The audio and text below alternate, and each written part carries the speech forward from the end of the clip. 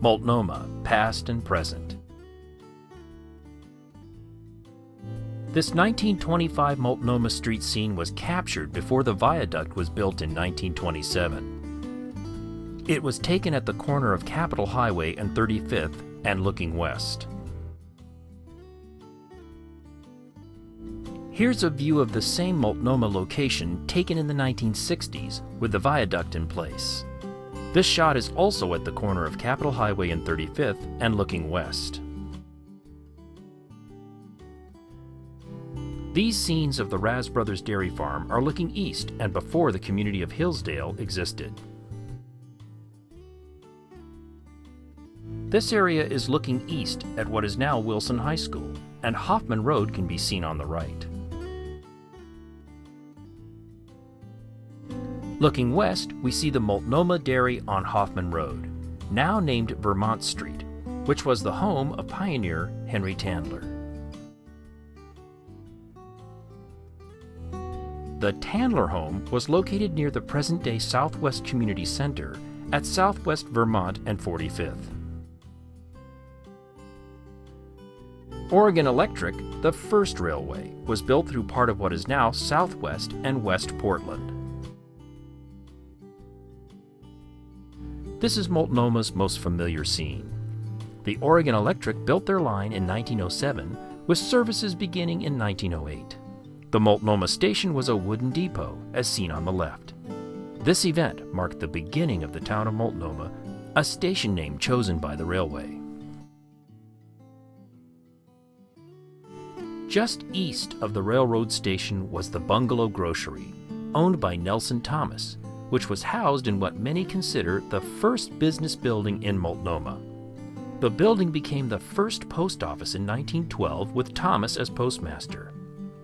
Thomas kept a typical general store, and farmers came from miles around to get supplies of all kinds.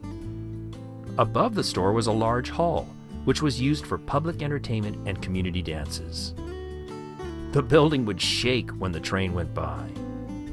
Thomas had a pair of horses, Dandy and Billy, about 1,100 pounds each, which drew his covered Studebaker deluxe delivery wagon. One day he took orders, and the next he delivered them. Thomas's store is now Marco's Restaurant at Southwest 35th and Multnomah Boulevard.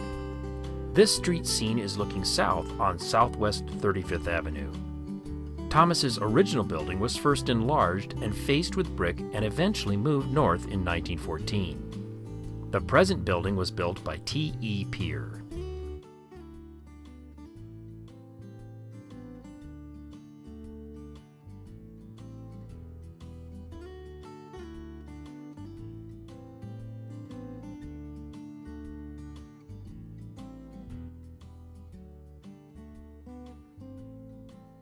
This scene shows the building of the railroad west of Multnomah and looking to the east.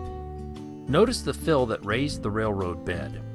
This area is close to the present-day West Hills Village facility located on the north side of Multnomah Boulevard. This scene is North Main Street, Garden Home looking to the west. This is the Garden Home station with tracks on both sides. This area is now near the old Market Pub. The structure was once Whitney's Custom Cannery.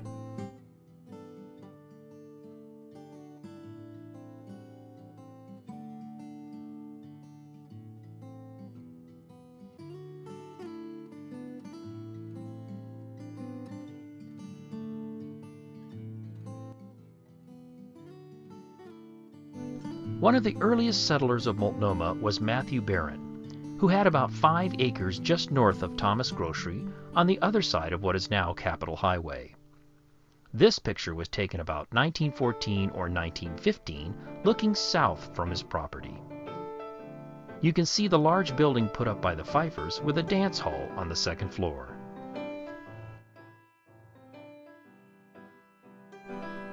Matthew Barron's first home was lost in a 1926 fire, but in 1927 he built this home, which still stands today near Southwest 35th Street and Southwest Canby Street.